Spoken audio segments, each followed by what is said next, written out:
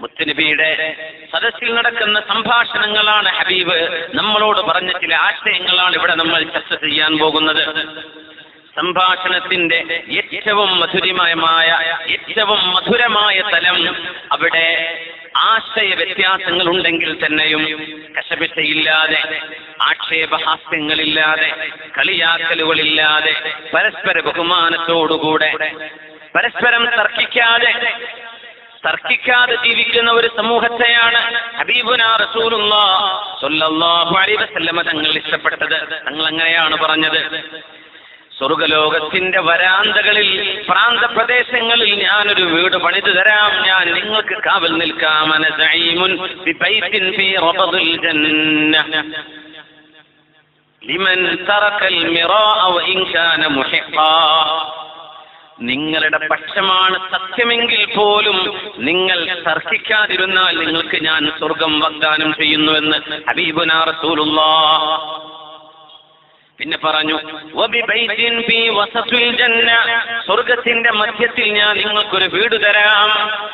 ലിമൻ തറക്കൽ കദിബ വഇൻ കാന മാസിഹാ, തമാശ പറയുകയാണെങ്കിൽ തന്നെയും കളവ് പറയാതിരിക്കുന്നവർക്ക്, തമാശയിലെങ്കിലും കളവ് പറയാത്തവർക്ക് സ്വർഗ്ഗത്തിന്റെ മധ്യത്തിൽ ഞാൻ ഒരു വീട് വാങ്ങിച്ചു തരാം.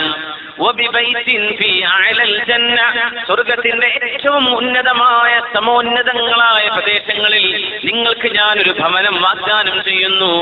ലിമൻ ഹസന ഖുലുഖുഹു, ആരുടെ സ്വഭാവമാണ് നന്നാകുന്നത് അവർക്കെല്ലാം, നല്ല സ്വഭാവമുള്ളവർക്ക് സ്വർഗ്ഗത്തിന്റെ ഉന്നതങ്ങളിലേക്കാണ് അല്ലാഹു അവരെ കൊണ്ടുപോകുന്നത്. ഹസ്നുൽ ഖുലുഖ്, അല്ലാഹു നമുക്കതൊക്കെ നൽകി അനുഗ്രഹിക്കട്ടെ. ഇതൊക്കെ നഷ്ടപ്പെടുന്ന കാലമാണ്. ചീത്തവിളികളും ആക്ഷേപങ്ങളും എമ്പാടും ഇഷ്ടം പോലെ മീഡിയകളിലും അല്ലാത്തിടത്തും റോഡരികിലും നമ്മുടെ ഫേസ്ബുക്കുകളിലും വാട്സാപ്പുകളിലും ഒക്കെ നിരന്തരമായ സർക്കാസ്റ്റിക് ആക്ഷേപഹാസ്യങ്ങൾ നടക്കുന്ന കാലം. നിബിധങ്ങൾ ലൈലത്തുൽ ഖദ്ർ എന്നാണ് എന്ന് അല്ലാഹുവിന്റെ റസൂലിന് അല്ലാഹു വിവരം കൊടുത്ത് ഹബീബ് തങ്ങൾ പള്ളിയിൽ നിന്ന് അല്ലാഹുവിന്റെ ഹബീബിന്റെ അനുയായികൾക്ക് അത് പറഞ്ഞു കൊടുക്കാൻ നടന്നു വരുന്ന വഴിയിലാണ് തലാഹ ഫുലാനും വഫുലാൻ. ഉബാദത്ത് ബിൻ സ്വാമിത് റളിയല്ലാഹു അൻഹു ആണ് പറയുന്നത്, നിബിധങ്ങൾ ഇങ്ങനെ കടന്നു വരുമ്പോ രണ്ടാളുകൾ തമ്മിൽ അവിടെ ചണ്ട കൂടുന്നു, തർക്കിക്കുന്നു. തലാഹ ഫുലാനും വഫുലാൻ, രണ്ടാളുകൾ തമ്മിൽ എന്തോ ചണ്ട കൂടുന്നു. മഹാനായ സ്വഹാബി ഉബാദത്ത് ബിൻ സ്വാമിത് റളിയല്ലാഹു അൻഹു ആ ചണ്ട കൂടിയ സ്വഹാബിമാരുടെ പേര് പറഞ്ഞിട്ടില്ല. ഒന്ന് കഅബ് ഇബ്നു മാലിക് എന്നവരാണ്, മറ്റൊന്ന് ഇബ്നു അബി ഹദ്റദ് റളിയല്ലാഹു അൻഹു. രണ്ടുപേരും നടന്ന ഒരു ചെറിയൊരു കശപിശ. അവരെ വർത്തമാനത്തിൽ ശബ്ദമുയർത്തി സംസാരിക്കാൻ തുടങ്ങി, പരസ്പരം ആക്ഷേപിക്കാൻ തുടങ്ങി. അത് കണ്ടുകൊണ്ടാണ് ഇവർ വരുന്നത്. തങ്ങൾ പറഞ്ഞു, ലൈലത്തുൽ ഖദ്ർ റമദാനിലെ ഏത് രാവിലാണെന്ന് കൃത്യമായ അല്ലാഹു എനിക്ക് വിവരം തന്നു. ഞാനത് നിങ്ങൾക്ക് പറഞ്ഞു തരാൻ പള്ളിയിൽ നിന്ന് ഇറങ്ങി വരുമ്പോഴാണ് നിങ്ങൾ തർക്കിക്കുന്നത് എന്റെ കണ്ണിൽപ്പെടുന്നത്. ആ ഇൽമ് അല്ലാഹു ഉയർത്തിക്കളഞ്ഞു. ഒരു പക്ഷേ അത് നിങ്ങൾക്ക് നല്ലതായിരിക്കാം, നന്മയായിരിക്കാം.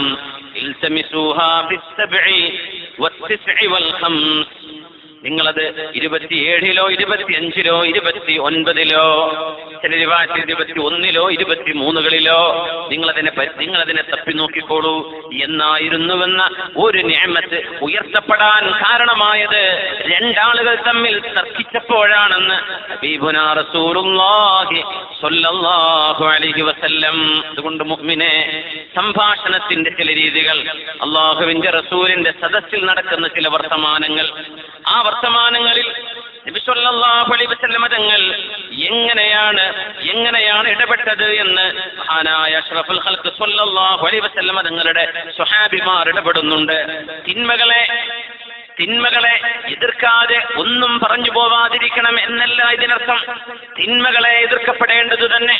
എന്നാൽ എതിർക്കുമ്പോഴും അതിൻ്റെതായ മര്യാദകളും ഡിസിപ്ലിനും പാലിക്കേണ്ട ഏറ്റവും അനിവാര്യമായൊരു കാലത്താണ് നമ്മുടെ സമൂഹം കടന്നു പോകുന്നത്. മതവിഷയങ്ങളിലാവട്ടെ, രാഷ്ട്രീയ വിഷയങ്ങളിലാവട്ടെ, ഏത് തലങ്ങളിലാവട്ടെ, അഭിപ്രായ വ്യത്യാസങ്ങൾ വരുമ്പോഴേക്കും ആക്ഷേപങ്ങളിലേക്ക് വഴിമാറുന്ന കാലം.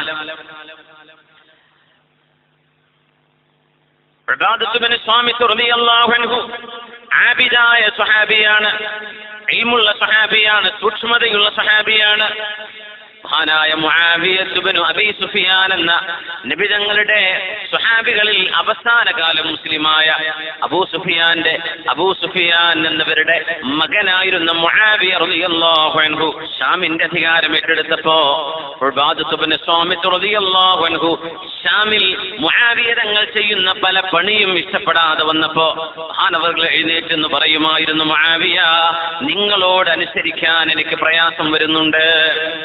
ഉമർ റളിയല്ലാഹു അൻഹുവിന് കത്തെഴുതി മുആവിയ എന്നവരെ, അമീറുൽ മുഅ്മിനീനെ, ഉബാദത്ത് ഇബ്നു സ്വാമിത്ത് എന്ന സ്വഹാബി എന്നെ ഇവിടെ സുഖമായി ഭരണം നടത്താൻ വിടുന്നില്ല, എതിർക്കുകയാണ്.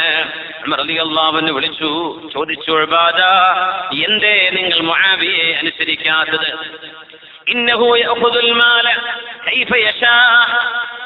ഉമർ എന്നവരെ, സമ്പത്ത് കൈകാര്യം ചെയ്യുന്ന രീതി എനിക്ക് ഇഷ്ടപ്പെടുന്നില്ല. മുആവിയ ചെയ്യുന്ന ചില പണികൾ എനിക്ക് ഇഷ്ടമാവുന്നില്ല, അതുകൊണ്ട് എനിക്കവിടെ എന്റെ വിയോജിപ്പെ രേഖപ്പെടുത്തേണ്ടി വരുന്നുണ്ട് എന്ന് പറഞ്ഞപ്പോ മഹാനായ ഫാറൂഖ് റളിയല്ലാഹു അൻഹു പറഞ്ഞു, ഉബാദ, നിങ്ങൾ ഷാമിലേക്ക് പോവണം. فقبح الله أرضا لست فيها وأمثالك. عبادة, നിങ്ങളെ പോലെയുള്ള ആളുകളോ ഇല്ലാത്ത ഒരു പ്രദേശം അല്ലാഹു നാശമാക്കട്ടെ എന്ന് മഹാനായ ഫാറൂഖ് റളിയല്ലാഹു തആല അൻഹു പറയുകയുണ്ടായി. അതിനർത്ഥം തിന്മകളെ പ്രതിരോധിക്കണം എന്ന് തന്നെയാണ്. എന്നാൽ പ്രതിരോധിക്കുന്ന രീതികളിൽ നമ്മൾ കർക്കശമായും ഡിസിപ്ലിൻ പാലിക്കേണ്ടതുണ്ട്. അല്ലാഹുവിന്റെ റസൂൽ സ്വല്ലല്ലാഹു അലൈഹി വസല്ലം ഹബീബായ നബി തങ്ങളുടെ സ്വഹാബിമാർ നബി തങ്ങൾ പഠിപ്പിച്ച ആ ഒരു ഫണ്ടമെന്റൽ ഐഡിയാസിൽ നിന്നുകൊണ്ടാണ് പ്രവർത്തിച്ചത്.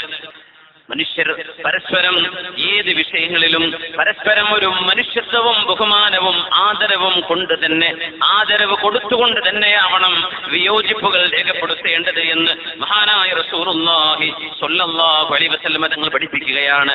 ഹബീബിന്റെ മുമ്പിൽ നടന്ന ചില സംഭാഷണങ്ങളുടെ നിബിധങ്ങൾ എന്തൊക്കെയാണ് സഹിച്ചത്, എന്തൊക്കെ വാക്കുകളാണ് ഹബീബിന് കേൾക്കേണ്ടി വന്നത് സ്വല്ലല്ലാഹു അലൈഹി വസല്ലം. ഒച്ച വെച്ച് സംസാരിക്കരുതെന്നല്ലേ ഖുർആൻ പറഞ്ഞത്? ഒച്ച വെച്ച് സംസാരിക്കരുത്, ബഹളങ്ങൾ ഉണ്ടാക്കരുത്. അത് പിന്നെ പള്ളിയിലോ മദ്രസയിലോ അല്ലെങ്കിൽ ഇൽമിന്റെ സദസ്സിലോ പിന്നെ പറയേണ്ട വിഷയമുണ്ടോ? യാ അയ്യുഹല്ലദീന ആമനൂ ലാ തർഫഉ അസ്വാതകും ഫൗക സൗതിൻ നബി ولا تجهروا له بالقول كجهر بعضكم لبعض. അല്ലാഹുവിന്റെ റസൂലിന്റെ മുമ്പിൽ ബനൂ തമീം ഗോത്രക്കാരുടെ ഒരു ഡെലിഗേഷൻ കടന്നു വരുന്നു, ഒരു സംഘം ആളുകൾ ബനൂ തമീമിൽ നിന്ന് കടന്നു വരുന്നു. ആ സദസ്സിൽ വെച്ച് ആരാവണം ബനൂ തമീമിന്റെ ലീഡർ എന്നൊരു തീരുമാനം വന്നപ്പോ മഹാനായ അബൂബക്കർ സിദ്ദീഖ് റളിയല്ലാഹു അൻഹു പറഞ്ഞു, അത് ഖഅഖാ ഇബ്നു മഈദ് റളിയല്ലാഹു അൻഹു ആവണം. ഉമർ തങ്ങൾ പറഞ്ഞു, അല്ല, അത് അഖ്റഅ ഇബ്നു ഹാബിസ് എന്നവരാവണം. അപ്പൊ സിദ്ദീഖ് എന്നവർ പറഞ്ഞു, ഉമറേ, ഞാൻ എന്ത് പറയുന്നുവോ അതിനെതിരാണോ നിങ്ങൾ ഉദ്ദേശിക്കുന്നത്? ഉമർ തങ്ങൾ പറഞ്ഞു, അല്ല സിദ്ദീഖേ, അവിടെ അർഹനും കഴിവുമുള്ളത് മഹാനായ അഖ്റഅ ഇബ്നു ഹാബിസ് ആണ്. സിദ്ദീഖ് എന്നവർ പറഞ്ഞു, അല്ല, ഖഅഖാ ആണ്. അങ്ങനെ ചില വർത്തമാനങ്ങൾ രണ്ടുപേരും തമ്മിൽ നടന്നപ്പോ ശബ്ദം ഒരൽപ്പം ഉയർന്നുപോയി, ശബ്ദം ഒരൽപ്പം പൊങ്ങിപ്പോയി. വിശുദ്ധ ഖുർആൻ ആയത്തിറങ്ങുകയാണ്, യാ അയ്യുഹല്ലദീന ആമനൂ, വിശ്വാസമുള്ളവരെ, അല്ലാഹുവിനെ അംഗീകരിക്കുന്നവരെ, ലാ തർഫഉ അസ്വാതകും ഫൗക സൗതിൻ നബി. മുഹമ്മദ് മുസ്തഫ സ്വല്ലല്ലാഹു അലൈഹി വസല്ലം തങ്ങൾ എന്ന ഹബീബിന്റെ ശബ്ദത്തേക്കാൾ നിങ്ങളാരും ശബ്ദമുയർത്തി സംസാരിച്ചു പോവരുത്. വലാ തജ്ഹറൂ ലഹു ബിൽ ഖൗലി കജഹരി ബഅദികും ലിബഅദ്. നിങ്ങൾ ഇങ്ങനെ ഒച്ച വെച്ച് സംസാരിക്കുകയാണോ ഹബീബിന്റെ മുമ്പിലിരിക്കുമ്പോ? നിങ്ങൾ ചെയ്തു പോയ അമലുകളെങ്ങാനും നിങ്ങൾ അറിയാതെ പൊളിഞ്ഞു പോയേക്കും, അറിയുമോ?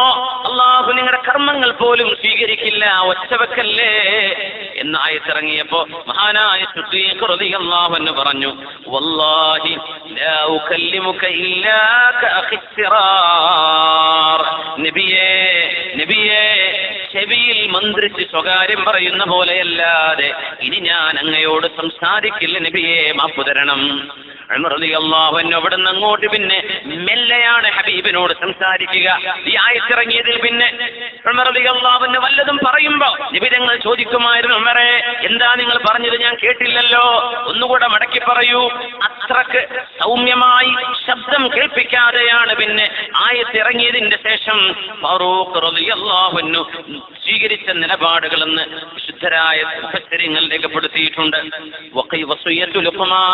ലുഖ്മാൻ അലൈഹിസ്സലാം എന്ന പ്രഗത്ഭനായ ഒരു നബിയെന്നോ വലിയെന്നോ അറിയപ്പെടുന്ന ഇന്ന് ഈജിപ്തിന്റെ അലക്സാൻഡ്രിയയിൽ അന്ത്യവിശ്രമം കൊള്ളുന്ന ആഫ്രിക്കക്കാരനായിരുന്ന ഒരടിമയായിരുന്ന എന്നാൽ അല്ലാഹു ജ്ഞാനവും ഹിക്മത്തും നൽകി ആദരിച്ച മഹാനായ ലുഖ്മാനുൽ ഹകീം റളിയല്ലാഹു അൻഹു എന്നോ അലൈഹിസ്സലാം എന്നോ പറയാൻ പറ്റുന്ന ലുഖ്മാൻ അലൈഹിസ്സലാം സ്വന്തം മോനോട് ചെയ്ത ഉപദേശം അല്ലാഹു സൂറത്തുൽ ലുഖ്മാനിലെ 19-ാമത്തെ ആയത്തിൽ പറയുന്നൊരു ഭാഗം, ബിസ്മില്ലാഹിർ റഹ്മാനിർ റഹീം വഖ്സിദ് ഫീ മശീക واقصد في مشيك واغضض من صوتك إن أنكر الأصوات لصوت الحمير. മോനെ വഖ്സുദ് ഫീ മശീക, നടക്കുമ്പോൾ സൗമ്യമായി നടക്കണം മോനെ.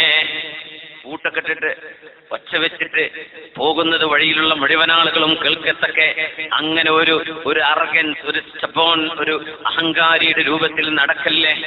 വഖ്സുദ് ഫീ മശീക, സൗമ്യമായിട്ട് നടക്കുമോനെ.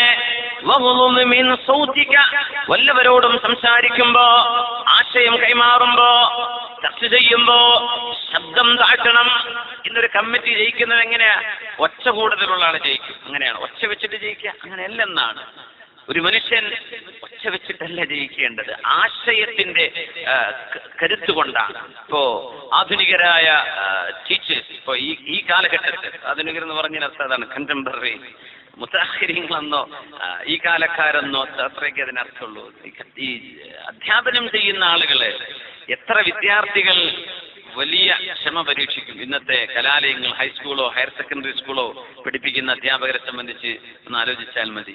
എന്ത് ബഹളം വെച്ചാലും അധ്യാപകൻ ബഹളം വെച്ചുകൂടാന്ന, വിദ്യാർത്ഥികളെന്ന് എന്ത് തലകുത്തി അവിടെ മറിഞ്ഞാലും നമ്മൾ ഇൻസ്ട്രക്ഷൻ കൊടുക്കണം, പക്ഷെ നമ്മൾ ഒച്ച ഉയർത്തി സംസാരിക്കരുത് എന്നാണ്.